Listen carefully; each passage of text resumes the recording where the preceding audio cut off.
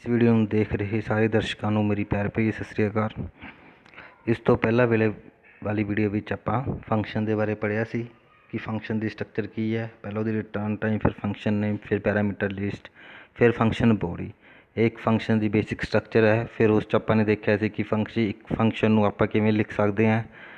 Main भी अपना एक फंक्शन है जोड़ा कि कंपाइलर द्वारा सब तो पहला फंक्शन जो रीड किया जाता है। फिर आप यूजर डिफाइन फंक्शन बनाया सी, ਉਹਨੂੰ लिखिया सी। फिर उस फंक्शन ਨੂੰ ਆਪਾਂ ਕੋਲ ਕੀਤਾ ਸੀ ਤੇ ਆਪਾਂ ਫਿਰ ਐਚਯੂਜ਼ ਤੇ ਫਾਰਮਲ ਪੈਰਾਮੀਟਰ ਬਾਰੇ ਪੜ੍ਹਿਆ ਸੀ। ਜਦੋਂ ਆਪਾਂ ਫੰਕਸ਼ਨ ਕੋਲ ਕਰਦੇ ਸੀ ਉਹਨਾਂ ਨੂੰ ਆਪਾਂ ਐਚਯੂਜ਼ ਪੈਰਾਮੀਟਰ ਕਹਿੰਦੇ ਸੀ, ਜਿਹੜੇ ਪੈਰਾਮੀਟਰਸ ਆਪਾਂ ਉਸ ਟਾਈਮ ਤੇ ਦਿੰਦੇ ਸੀ। ਤੇ ਜਦੋਂ ਆਪਾਂ ਫੰਕਸ਼ਨ ਡਿਫਾਈਨ ਕਰਦੇ ਆ ਉਹਨਾਂ ਨੂੰ ਆਪਾਂ ਫਾਰਮਲ ਪੈਰਾਮੀਟਰਸ ਕਹਿੰਦੇ ਆ, ਜਦੋਂ ਆਪਾਂ ਡਿਫਾਈਨ ਕਰਦੇ ਆ ਫੰਕਸ਼ਨ ਨੂੰ। ਤੇ ਹੁਣ ਆਪਾਂ ਜੋ ਅੱਗੇ ਪੜ੍ਹਨ ਜਾ ਰਹੇ ਆ, बेसिक चीज़ तो सारी फंक्शन की उही है। बस इस दे विच आपां थोड़ा जिहा देखांगे कि फंक्शन एक दूजे नाल कम्यूनीकेट किवें करदे आ। जिवें कि आपां देखिया कि एक फंक्शन कॉलिंग अलग चीज़ है तो फंक्शन डेफिनेशन अलग चीज़ है। उन्होंने कॉल करना पैंदा तो उन्होंने विच कम्यूनीकेशन भी जरूरी है कि वो किस तरीके नाल कम्यूनीकेशन करते हैं। ये उही तरीके है। एक पहला मतलब 3 कैटेगरीज डिवाइड किया गया इन्हों, downward flow and upward flow तो बायडायरेक्शन फ्लो। जिवें कि आपां जनरल मल्टीप्लैक्शन पढ़ते होंगे सी कि one way single plex, duplex, multiplex. उसी तरह नाल यह है कि एक साइड ते डाउनवर्ड फ्लो तो दूसरी भी एक साइड ते single side flow, upward flow.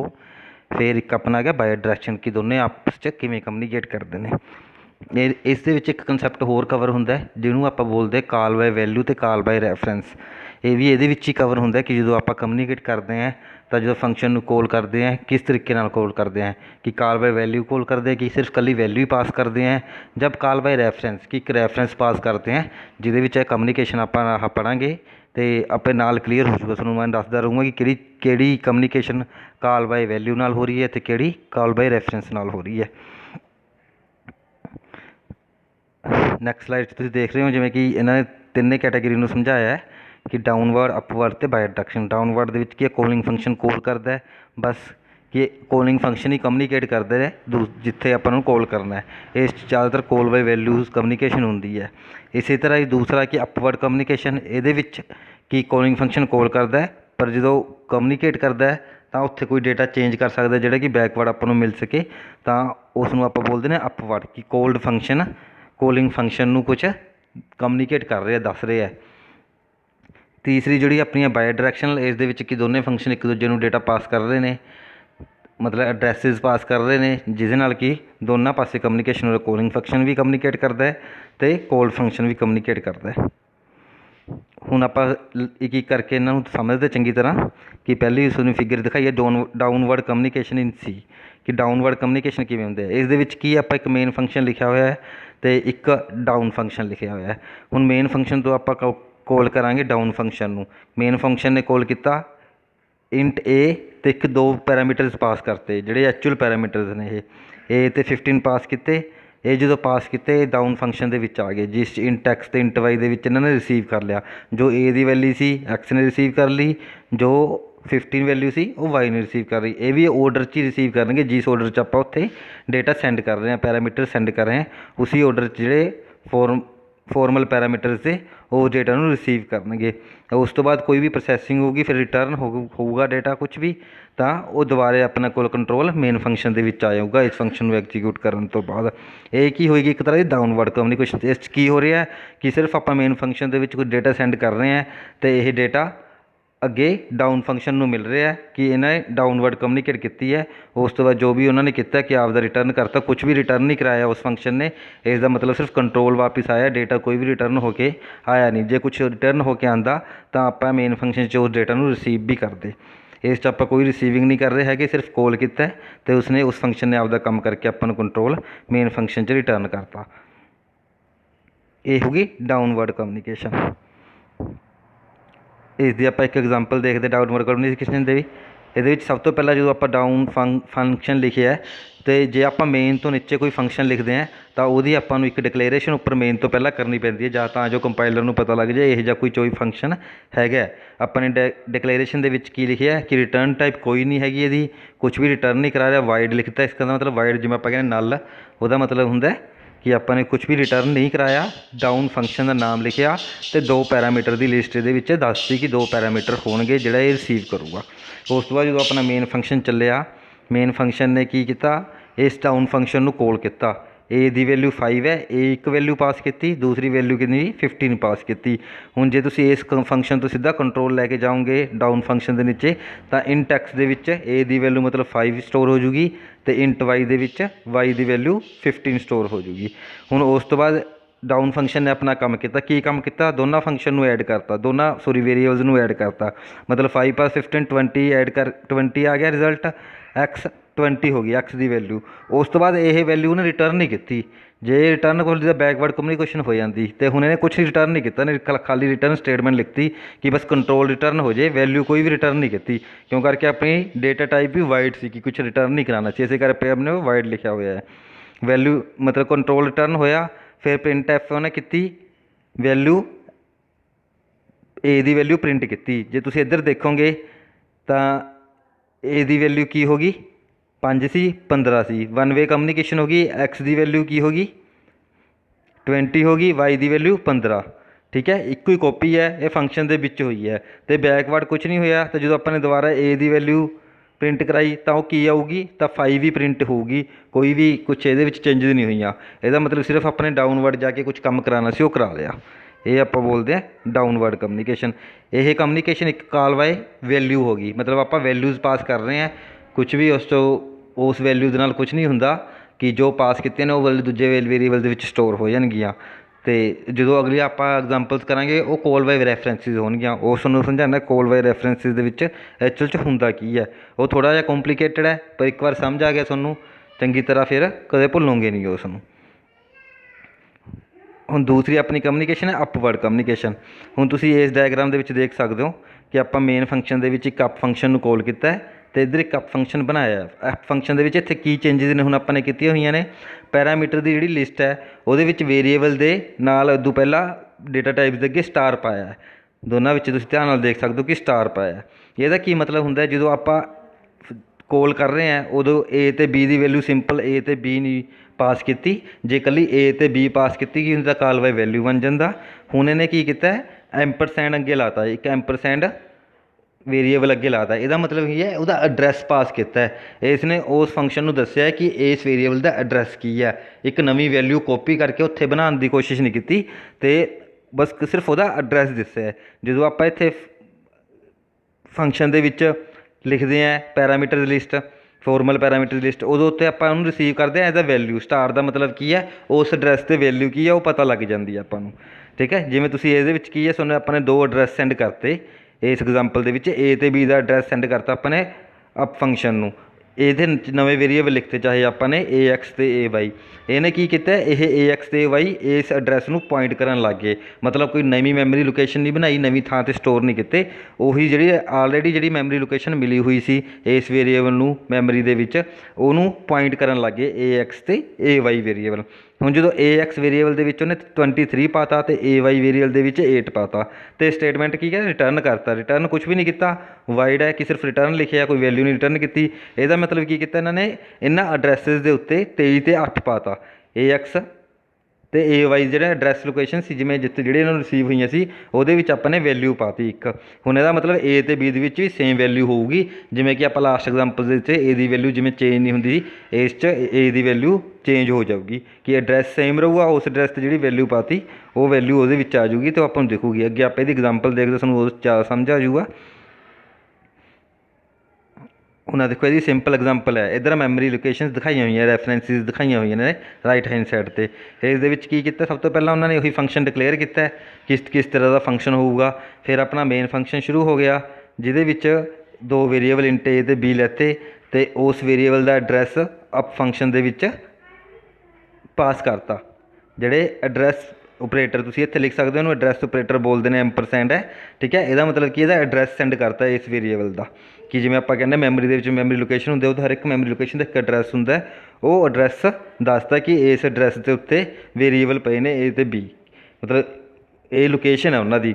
ਇਸ ਤੋਂ ਬਾਅਦ ਅਪ ਫੰਕਸ਼ਨ ਨੇ ਜਦੋਂ ਕਿ ਉਹ ਐਡਰੈਸ ਰਿਸੀਵ ਕੀਤੇ ਤਾਂ ਉਹਨਾਂ ਨੇ ਕੀ ਆ, ਉਸ ਦੀ ਵੈਲਿਊ 23 ਅਤੇ 8 ਪਾਤੀ ax 'ਤੇ ਕੰਟਰੋਲ ਰਿਟਰਨ ਕਰਤਾ ਮੇਨ ਨੂੰ। ਹੁਣ ਤੁਸੀਂ ਦੇਖੋਗੇ ਇੱਥੇ ਫਿਰ ਉਹਨੇ ਪ੍ਰਿੰਟ ਜਦੋਂ ਕਰਾਇਆ ਏ ਅਤੇ ਬੀ ਦੀ ਵੈਲਿਊ ਪ੍ਰਿੰਟ ਕਰਾਈ ਤਾਂ ਉਹ 23 ਅਤੇ 8 ਪ੍ਰਿੰਟ ਹੋਈ। ਜੇ ਇਹੀ ਬੈਕਵਰਡ ਕਮਿਊਨੀਕੇਸ਼ਨ ਅਪਵਰਡ ਕਮਿਊਨੀਕੇਸ਼ਨ ਨਾ ਹੁੰਦੀ ਤਾਂ ਇਹ ਵੈਲਿਊਜ਼ ਇੱਥੇ ਰਿਸੀਵ ਨਹੀਂ ਹੋਣੀਆਂ ਸੀ।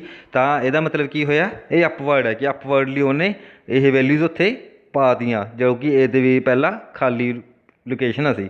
ਹੁਣ ਤੁਸੀਂ ਇੱਥੇ ਦੇਖ ਸਕਦੇ ਹੋ ਆ ਰੈਫਰੈਂਸਿਸ ਏ ਅਤੇ ਬੀ ਦੋ ਵੇਰੀਏਬਲ ਨੇ, ਉੱਥੇ ਰੈਫਰੈਂਸਿਸ ਏ ਐਕਸ ਅਤੇ ਏ ਵਾਈ ਨਹੀਂ ਬੈਕਵਰਡ ਡਾਇਰੈਕਸ਼ਨ 'ਤੇ ਆਪਣੇ ਪੁਆਇੰਟ ਕੀਤਾ ਹੋਇਆ ਕਿ ਏ ਐਕਸ ਅਤੇ ਏ ਵਾਈ ਦੇ ਥਰੂ ਵੀ ਆਪਣੇ 23 ਅਤੇ 8 ਵੈਲਿਊ ਏ ਅਤੇ ਬੀ ਦੇ ਵਿੱਚੋਂ ਪਾਤੀ। ਇਹਨਾਂ ਨੂੰ ਆਪਾਂ ਐਡਰੈਸ ਪੁਆਇੰਟਰ ਵੀ ਬੋਲਦੇ ਆ, ਜਦੋਂ ਅੱਗੇ ਸਟਾਰ ਲੱਗਿਆ ਹੁੰਦਾ ਕਿ ਐਡਰੈਸ ਦੇ ਉੱਤੇ ਪੁਆਇੰਟ ਕਰਦਾ ਹੈ ਕਿ ਇਸ ਐਡਰੈਸ 'ਤੇ ਆਪਾਂ ਨੇ ਕੋਈ ਚੀਜ਼ ਪਾਣੀ ਜਾਂ ਕੱਢਣੀ ਹੈ ਤਾਂ ਆਪਾਂ ਪੁਆਇੰਟਰ ਲਾ ਦਾਂਗੇ ਉਹਦੇ ਅੱਗੇ ਐਡਰੈਸ ਦੇ ਅੱਗੇ।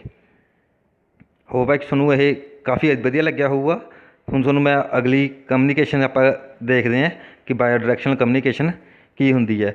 ਬਾਇਓ ਡਾਇਰੈਕਸ਼ਨਲ ਕਮਿਊਨੀਕੇਸ਼ਨ ਦੇ ਵਿੱਚ ਕੀ ਹੈ ਕਿ send data from called function to the calling function. Normally ਆਪਾਂ ਕੀ ਡਾਟਾ ਸੈਂਡ ਕਰਦੇ ਹਾਂ ਕੋਲਡ ਫੰਕਸ਼ਨ ਤੋਂ ਕੋਲਿੰਗ ਫੰਕਸ਼ਨ ਨੂੰ, ਕਿ ਜਿਹੜੇ ਫੰਕਸ਼ਨ ਆਪਾਂ ਨੇ ਕੋਲ ਕਰਨਾ, ਠੀਕ ਹੈ। ਅਤੇ ਇਹਦੇ ਵਿੱਚ ਕੁਛ ਪੁਆਇੰਟਸ ਜਿਵੇਂ address ampersand symbol in front of the data variable when we call the function. ਜਦੋਂ ਆਪਾਂ ਫੰਕਸ਼ਨ ਕੋਲ ਕਰਦੇ ਆਪਾਂ ਐਂਪਰਸੈਂਟ ਸਾਈਨ ਪਾ ਦਿੰਦੇ ਹਾਂ, ਮਤਲਬ ਐਡਰੈਸ ਲੋਕੇਸ਼ਨ ਦੱਸ ਦਿੰਦੇ ਹਾਂ।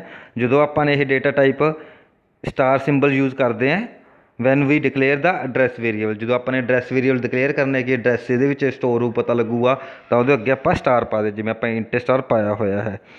ਅਤੇ ਇਸੇ ਤਰ੍ਹਾਂ ਡਾਟਾ ਸਟੋਰ ਕਰਨ ਦੇ ਵਿੱਚ ਉਹਦੇ 'ਚ ਵੀ ਆਪਾਂ ਨੂੰ ਸਟਾਰ ਪਾਉਣਾ ਪਊ ਵੇਰੀਏਬਲ ਦੇ ਅੱਗੇ, ਜਦੋਂ ਆਪਾਂ ਕੋਈ ਡਾਇਰੈਕਟਲੀ ਡਾਟਾ ਉਹਦੇ ਵਿੱਚ ਸਟੋਰ ਕਰਾਂਗੇ। ਜਿਵੇਂ ਏ ਐਕਸ ਅਤੇ ਏ ਵਾਈ ਦੇ ਵਿੱਚ ਜਦੋਂ ਆਪਾਂ ਡਾਟਾ ਸਟੋਰ ਕਰ ਰਹੇ ਸੀ ਤਾਂ ਉਹਦੇ ਅੱਗੇ ਸਟਾਰ ਪਿਆ ਹੋਇਆ ਸੀ, ਇਹਦਾ ਮਤਲਬ ਕਿ ਉਸ ਐਡਰੈਸ ਲੋਕੇਸ਼ਨ 'ਤੇ ਜਦੋਂ ਪੁਆਇੰਟ ਕਰ ਰਿਹਾ ਕਿ ਉਹਦੇ ਵਿੱਚ ਇਹ ਡੇਟਾ ਪੈ ਜੇ, ਅਤੇ ਇਸੇ ਕਰਕੇ ਆਪਾਂ ਨੂੰ ਏ ਅਤੇ ਬੀ ਦੇ ਵਿੱਚ ਰਿਸੀਵ ਹੋਇਆ ਸੀ।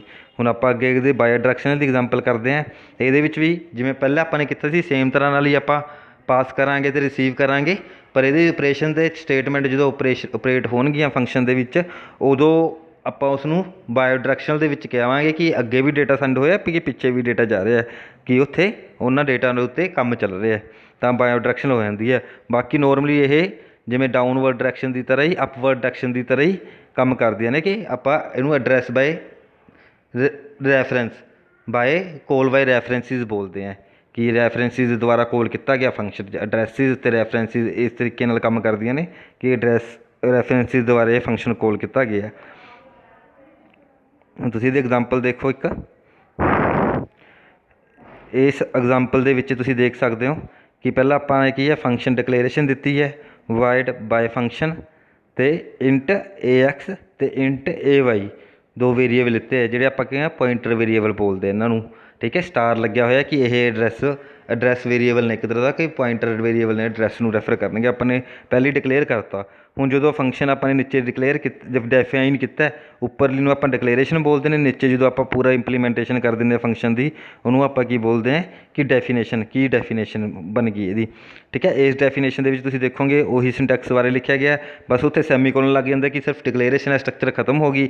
ਇੱਥੇ ਸੈਮੀਕੋਲਨ ਨਹੀਂ ਲੱਗਦਾ, ਇੱਥੇ ਇਹਦੀ ਬੋਡੀ ਆਪਾਂ ਨੂੰ ਲਿਖਣੀ ਪੈਂਦੀ ਹੈ, ਜਿਹਦੇ ਲਈ ਆਪਾਂ ਹਰ ਇੱਕ ਫੰਕਸ਼ਨ ਲਈ ਬਰੇਸ਼ਰ ਸ਼ੁਰੂ 'ਤੇ ਬੰਦ ਕਰਦੇ ਹਾਂ, ਉਹਦੇ ਵਿੱਚ ਜੋ ਵੀ ਕੁਛ ਲਿਖਿਆ ਹੁੰਦਾ ਉਹ ਫੰਕਸ਼ਨ ਦੀ ਬੋਡੀ ਬਣ ਜਾਂਦੀ ਹੈ। ਹੁਣ ਤੁਸੀਂ ਇਹ ਬੋਡੀ ਦੇ ਵਿੱਚ ਦੇਖੋ ਕਿ A X equals to star A X plus 2, ਇਹਦਾ ਕੀ ਮਤਲਬ ਹੈ ਕਿ ਜਿਹੜੇ ਐਡਰੈਸ 'ਤੇ ਪੁਆਇੰਟ ਕੀਤਾ ਗਿਆ ਸੀ ਵੇਰੀਏਬਲ, ਠੀਕ ਹੈ, ਉਸ ਦੇ ਵਿੱਚ ਦੋ ਪਹਿਲੂ ਐਡ ਹੋ ਜੇ। ਚਲੋ ਆਪਾਂ ਇਸ ਫੰਕਸ਼ਨ ਨੂੰ ਪਹਿਲਾਂ ਆਪਾਂ ਮੇਨ ਫੰਕਸ਼ਨ ਦੇ ਵਿੱਚ ਦੇਖਦੇ ਕਿ ਕਿੱਥੋਂ, ਜਿਵੇਂ ਆਪਾਂ ਕਹਿੰਦੇ ਸਟਾਰਟਿੰਗ ਤੋਂ ਸ਼ੁਰੂ ਕਰਦੇ ਹਾਂ ਕਿ ਮੇਨ ਤੋਂ ਆਪਣਾ ਕੰਟਰੋਲ ਸਟਾਰਟ ਹੁੰਦਾ। ਇਹਨੇ ਕੀ ਕੀਤਾ, ਸਭ ਤੋਂ ਪਹਿਲਾਂ ਦੋ ਵੇਰੀਏਬਲਸ ਡਿਕਲੇਅਰ ਕਰਤੇ, ਇੰਟ ਏ ਇਕੁਅਲਸ ਟੂ 2, ਫਿਰ ਇੰਟ ਬੀ ਇਕੁਅਲਸ ਟੂ 6, ਕਿ ਏ ਦੇ ਵਿੱਚ 2 ਦੀ ਵੈਲਿਊ, ਇਹਨੂੰ ਅਸਾਈਨਮੈਂਟ ਆਪਰੇਟਰ ਵੀ ਬੋਲਦੇ ਹੈ, ਠੀਕ ਹੈ। ਅਸਾਈਨ ਕਰਤਾ, ਦੋ ਵੈਲਿਊ ਇਨੀਸ਼ੀਅਲਾਈਜ਼ ਕਰਤੀ ਹੈ ਏ ਅਤੇ ਬੀ ਦੀ। ਉਸ ਤੋਂ ਬਾਅਦ ਕੀ ਹੈ, ਕੁਛ ਸਟੇਟਮੈਂਟਸ ਆਪਾਂ ਲਿਖ ਸਕਦੇ, ਇਹਨਾਂ ਨੇ ਕੁਛ ਜ਼ਿਆਦਾ ਆਪਾਂ ਨੂੰ ਸਮਝਾਉਣ ਵਾਸਤੇ ਸਿਰਫ ਇੱਕ ਬਾਏ ਫੰਕਸ਼ਨ ਨੂੰ ਕੋਲ ਕੀਤਾ, ਬਾਏ ਫੰਕਸ਼ਨ ਨੂੰ ਏ ਅਤੇ ਬੀ ਦੇ ਅੱਗੇ ਐਂਪਰਸੈਂਟ ਦਾ ਸਾਈਨ ਲਾਤਾ। ਇਹਦਾ ਮਤਲਬ ਕੀ ਹੈ, ਆਪਾਂ ਨੂੰ ਐਡਰੈਸ ਵੈਲਿਊਜ਼ ਦੱਸਤੀਆਂ ਕਿ ਇਹ ਐਡਰੈਸਿਸ ਅੱਗੇ ਫੰਕਸ਼ਨ ਦੇ ਵਿੱਚ ਰਿਸੀਵ ਹੋਣ ਪੁਆਇੰਟਰ ਵੇਰੀਏਬਲ ਨਾਲ। ਹੁਣ ਅੱਗੇ ਜਦੋਂ ਆਪਾਂ ਬਾਏ ਫੰਕਸ਼ਨ ਨੂੰ ਦੇਖਦੇ ਹਾਂ ਕਿ ਪੁਆਇੰਟਰ ਵੇਰੀਏਬਲ ਨਾਲ ਇਹ ਵੈਲਿਊਜ਼ ਇਹਨੇ ਰਿਸੀਵ ਕੀਤੀਆਂ ਐਡਰੈਸ ਵੈਲਿਊਜ਼, ਫਿਰ ਉਸ ਐਡਰੈਸ ਵੈਲਿਊ ਦੇ ਵਿੱਚ ਦੋ ਜਿਹੜੀ ਵੈਲਿਊ ਸੀ, ਠੀਕ ਹੈ, ਸਟਾਰ ਏ ਐਕਸ ਦੇ ਵਿੱਚ ਕਿੰਨੀ ਏ ਦੀ ਵੈਲਿਊ ਹੋਊਗੀ 2 + 2, ਸਟਾਰ ਏ ਐਕਸ ਦੇ ਵਿੱਚ 4 ਵੈਲਿਊ ਪੈਤੀ, ਕਿ ਇਹ ਵੈਸੇ ਤਾਂ ਲੋਕਲ ਵੇਰੀਏਬਲ ਹੈ ਫੰਕਸ਼ਨ ਦਾ, ਪਰ ਇਹ ਐਡਰੈਸ ਨੂੰ ਪੁਆਇੰਟ ਕਰ ਰਿਹਾ, ਤਾਂ ਇਹਦਾ ਮਤਲਬ ਕਿ ਏ ਦੇ ਵਿੱਚ ਵੀ ਵੈਲਿਊ 4 ਅਪਡੇਟ ਹੋ ਜੂਗੀ। ਫਿਰ ਦੂਸਰਾ ਆਪਾਂ ਨੇ ਕੀ ਕੀਤਾ, ਏ ਵਾਈ ਦੇ ਵੀ A Y divide by A X A Y ਦੇ ਵਿੱਚ ਕਿੰਨੀ ਵੈਲਿਊ ਸੀ ਆਪਣੇ ਬੀ ਵੇਰੀਏਬਲ ਤੋਂ ਆਈ ਸੀ 6 ਵੈਲਿਊ, ਠੀਕ ਹੈ। ਤੇ ए एक्स ਦੇ ਵਿੱਚ ਕੀ ਵੈਲਿਊ ਹੋ ਗਈ ਹੁਣ, ए एक्स ਪਹਿਲਾਂ ਕਿੰਨੀ ਸੀ 2 + 2 4 ਵੈਲਿਊ,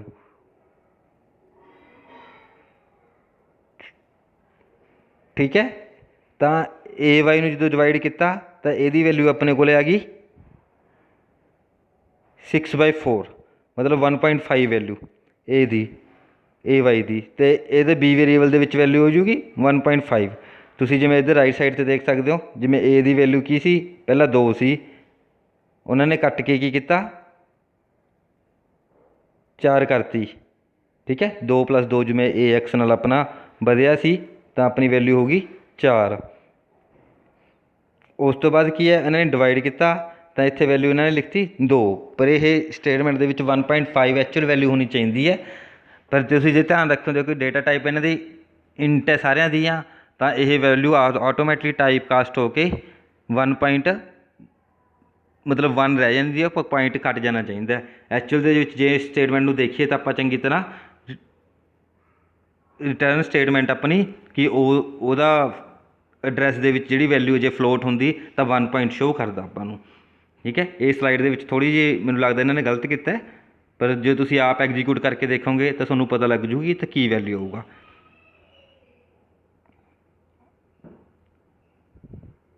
ਹੁਣ इसी तो बाद आप देखते हैं एक होर एक्सचेंज फंक्शन की एग्जाम्पल है।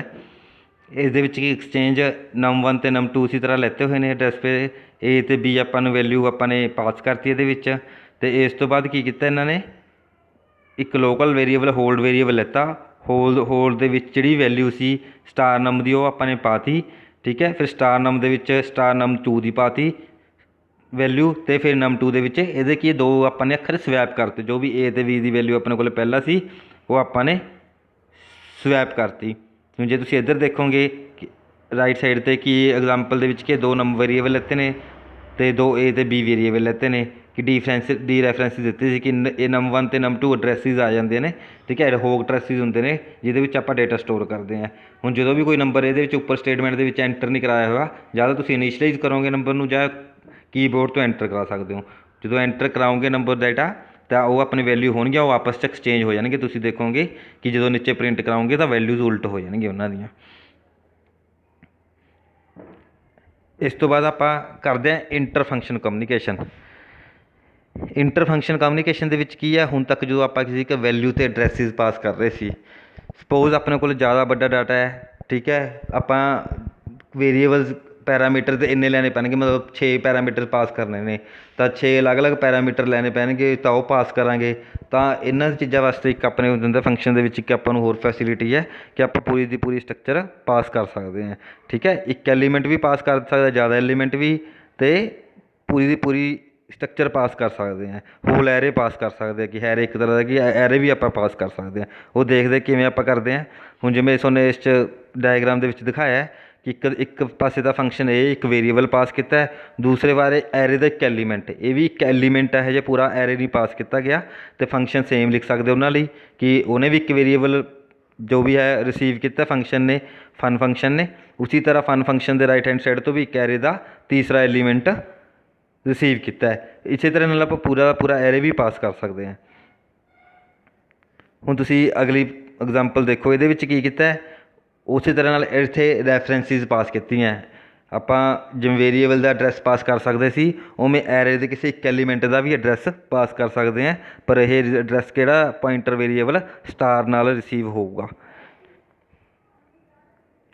हुण तुसीं इस डायग्राम के देख सकते हो कि उन्होंने पूरा एरे पास किया है।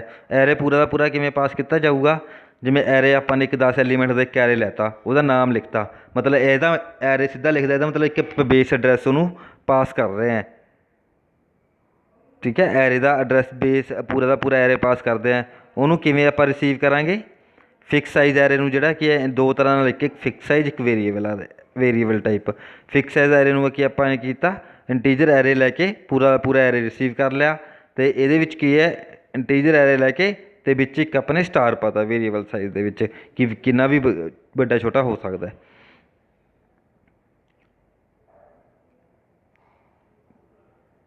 ਹੁਣ ਆਪਾਂ ਪੂਰਾ ਦਾ ਪੂਰਾ ਇੱਕ ਐਗਜ਼ਾਮਪਲ ਕਰਦੇ ਹਾਂ ਕਿ ਸਟਰਕਚਰ ਕਿਵੇਂ ਪਾਸ ਕਰਦੇ ਹਾਂ। ਜਿਹੜੇ ਸਟਰਕਚਰ ਆਪਾਂ ਗੱਲ ਕਰ ਰਹੇ ਸੀ ਕਿ ਇਹ ਹੁਣ ਕਿਵੇਂ ਪਾਸ ਕਰਦੇ ਹਾਂ। ਜਿਵੇਂ ਕਿ structure can be pass to any function from main function or from sub function, ਕਿਤੋਂ ਵੀ ਪਾਸ ਕੀਤੀ ਜਾਏ। Structure definition will be available within the function only, ਕਿ ਜਿਹੜੀ ਸਟਰਕਚਰ ਦੀ ਡੈਫੀਨੇਸ਼ਨ ਹੈ ਕਿ ਉਸ ਫੰਕਸ਼ਨ ਦੇ ਵਿੱਚ ਅਵੇਲੇਬਲ ਹੋਣੀ ਚਾਹੀਦੀ, ਉਹਨੂੰ ਪਤਾ ਹੋਣਾ ਚਾਹੀਦਾ ਕਿ ਕਿਹੋ ਜਿਹਾ ਫੰਕਸ਼ਨ ਹੈ। ਠੀਕ ਹੈ, it won't be available to other function unless it is pass to those function by value or by address, ਕਿ ਦੂਜੇ ਫੰਕਸ਼ਨ ਕੋਲ ਨਹੀਂ ਹੋਣੀ ਚਾਹੀਦੀ ਉਸ ਸਟਰਕਚਰ ਬਾਰੇ ਜਦੋਂ ਤੱਕ ਕਿ ਉਹ ਪਾਸ ਬਾਏ ਵੈਲਿਊ ਜਾਂ ਪਾਸ ਬਾਏ ਐਡਰੈਸ ਜਾਂ ਰੈਫਰੈਂਸਿਸ ਦੁਆਰਾ ਉਹ ਸਟਰਕਚਰ ਨੂੰ ਪਾਸ ਨਾ ਕਰੇ। We have to declare structure variable as variable. ਇੱਕ ਹੋਰ ਤਰੀਕਾ ਇਹਨੂੰ ਕਿ ਸਟਰਕਚਰ ਨੂੰ ਆਪਾਂ ਗਲੋਬਲ ਵੇਰੀਏਬਲ ਡਿਕਲੇਅਰ ਕਰਕੇ ਵੀ ਦੱਸ ਸਕਦੇ ਹਾਂ ਕਿ ਇੱਕ ਗਲੋਬਲ ਵੇਰੀਏਬਲ ਹੈ ਇਹ, ਅਤੇ ਉਹ ਦੂਜੇ ਸਾਰੇ ਫੰਕਸ਼ਨਾਂ ਨੂੰ ਇਹ ਚੀਜ਼ ਮਿਲ ਜੂਗੀ। ਕਿ ਤਿੰਨ ਤਰੀਕਿਆਂ ਨਾਲ ਇਹ ਹੁੰਦੀ ਹੈ, passing structure by value, passing structure to a function by address, ਅਤੇ ਨੋ ਨੋਟ ਟੂ ਪਾਸ ਆ ਸਟਰਕਚਰ ਕੀ ਪਾਸ ਹੀ ਨਹੀਂ ਕਰਦੇ, ਆਪਾਂ ਗਲੋਬਲ ਵੇਰੀਏਬਲ ਹੀ ਡਿਕਲੇਅਰ ਕਰਦੇ ਕਿ ਸਾਰੇ ਫੰਕਸ਼ਨਾਂ ਨੂੰ ਆਟੋਮੈਟਿਕਲੀ ਅਵੇਲੇਬਲ ਹੋ ਜੂ, ਜਿਵੇਂ ਗਲੋਬਲ ਵੇਰੀਏਬਲ ਆਪਾਂ ਨੂੰ ਅਵੇਲੇਬਲ ਹੁੰਦੇ ਨੇ।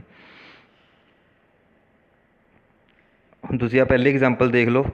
ਠੀਕ ਹੈ, ਇਹਦੇ ਵਿੱਚ ਕੀ ਹੈ, ਤੁਹਾਨੂੰ ਐਗਜ਼ਾਮਪਲ ਸਕਰੀਨ 'ਤੇ ਬਣੀ ਹੋਈ ਹੈ, ਤੁਸੀਂ ਐਵੇਂ ਯੂਜ਼ ਕਰਕੇ ਇਹਨੂੰ ਲਿਖ ਕੇ ਆਊਟਪੁੱਟ ਦੇ ਸਕਦੇ ਹੋ ਕਿ ਬਾਏ ਵੈਲਿਊ ਹੈ। ਪਹਿਲਾਂ ਇਹਦੇ ਵਿੱਚ ਕੀ ਤੁਸੀਂ ਦੇਖੋ, ਪਹਿਲਾਂ ਸਟਰਕਚਰ ਸਟੂਡੈਂਟ ਦੀ ਇੱਕ ਸਟਰਕਚਰ ਲਿੱਤੀ ਗਈ ਜਿਸ 'ਚ ਇੱਕ ID ਰੱਖੀ ਗਈ ਹੈ, ਇੱਕ ਉਹਦਾ ਨੇਮ ਰੱਖਿਆ ਗਿਆ ਅਤੇ ਉਹਦੀ ਪਰਸੈਂਟੇਜ ਰੱਖੀ ਹੈ। ਮਤਲਬ ਤਿੰਨ ਫੀਲਡ ਇਕੱਠੇ ਆਪਾਂ ਪਾਸ ਕਰ ਸਕਦੇ ਹਾਂ ਅਤੇ ਇੱਕ ਇੱਕ ਅਲੱਗ ਅਲੱਗ ਨਾਲ ਲੈ ਲਓ। ਅਤੇ ਇਹ ਸਟਰਕਚਰ ਆਪਣੇ ਕੋਲ ਹੈਗੀ ਹੈ ਕਿ ਇੱਕ ਪ੍ਰੋਪਰ ਸਟਰਕਚਰ ਬਣ ਗਈ। ਉਸ ਜੇ ਉਹਦੀ ਡਿਕਲੇਰੇਸ਼ਨ ਕੀ ਹੈ ਉਸ ਫੰਕਸ਼ਨ ਦੀ, ਫੰਕਸ਼ਨ ਸਟਰਕਚਰ ਪਹਿਲਾਂ ਤਾਂ ਨਾਮ ਦੱਸਣਾ ਕਿ ਕੀ ਚੀਜ਼ ਇਹ ਸਟਰਕਚਰ ਹੈ। ਜਿਵੇਂ ਇੰਟੀਜਰ ਵੇਰੀਏਬਲ ਲੈਂਦੇ ਸੀ ਆਪਾਂ, ਉਵੇਂ ਸਟਰਕਚਰ ਉਹਦੀ ਡੇਟਾ ਟਾਈਪ ਹੋ ਗਈ ਇੱਕ ਤਰ੍ਹਾਂ ਦੀ, ਸਟੂਡੈਂਟ ਨਾਮ ਹੋ ਗਿਆ। ਠੀਕ ਹੈ, ਉਹ ਸਟਰਕਚਰ ਦਾ, ਅਤੇ ਰਿਕਾਰਡ ਉਹਦਾ ਵੇਰੀਏਬਲ ਹੋ ਗਿਆ। ਕਿ ਇਸ ਤਰੀਕੇ ਨਾਲ ਆਪਾਂ ਪਾਸ ਕਰ ਸਕਦੇ ਹਾਂ।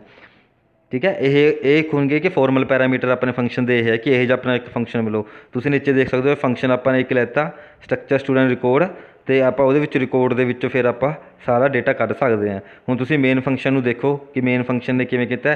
ਪਹਿਲਾਂ ਇੱਕ ਆਪਾਂ ਸਟਰਕਚਰ ਦਾ ਇੱਕ ਓਬਜੈਕਟ ਬਣਾਇਆ, ਸਟਰਕਚਰ ਸਟੂਡੈਂਟ ਰਿਕਾਰਡ ਦਾ ਇੱਕ ਓਬਜੈਕਟ ਬਣਾਇਆ, ਰਿਕਾਰਡ ਡੋਟ ID, ਮਤਲਬ ਰਿਕਾਰਡ ਇੱਕ ਆਪਣੇ ਕੋਲ ਵੇਰੀਏਬਲ ਸੀ ਸਟਰਕਚਰ ਦਾ, ਉਹਦੇ ਵਿੱਚ ਅੰਦਰ ਜਾ ਕੇ ਇੱਕ ID ਸੀ, ਤਾਂ ਆਪਾਂ ਲਿਖਾਂਗੇ ਡੋਟ ID, ਅੰਦਰਲੇ ਇੱਕ ਰੈਫਰੈਂਸ ਸਿਲੈਕਟ ਕਰ ਲਈ ਡੋਟ ID, ਉਹਦੇ 'ਚ 1 ਪਾਤੀ। ਠੀਕ ਹੈ, ਐਵੇਂ ਰਿਕਾਰਡ ਡੋਟ ਨੇਮ ਦੇ ਵਿੱਚ ਰਾਜੂ ਕਾਪੀ ਕਰਤਾ ਸਟਰਿੰਗ ਕਾਪੀ ਫੰਕਸ਼ਨ ਨਾਲ। ਇਹ ਆਟੋਮੈਟਿਕਲੀ ਪਹਿਲਾਂ ਬਣਿਆ ਹੋਇਆ ਫੰਕਸ਼ਨ ਹੈ ਜਿਹੜਾ C ਵੱਲੋਂ ਪ੍ਰੋਵਾਈਡ ਕੀਤਾ ਗਿਆ।